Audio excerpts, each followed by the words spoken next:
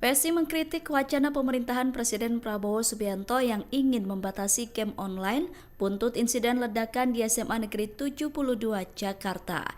Menurut PSI, wacana tersebut hanya respon reaktif yang mencari kambing hitam dari peristiwa ledakan alih-alih melihat akar persoalan yang sebenarnya. Pernyataan itu disampaikan oleh Sekretaris Komisi E DPRD DKI Jakarta fraksi PSI Justin Adrian Untayana pada Jumat 14 November.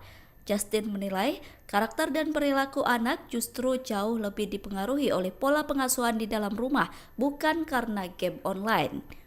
Oleh karena itu, Justin menyebut justru orang tualah yang harus bertanggung jawab jika anaknya melakukan kekerasan. Justin mengaku sering melihat bentuk-bentuk pengabaian orang. Download Tribun X sekarang, menghadirkan lokal menjadi Indonesia.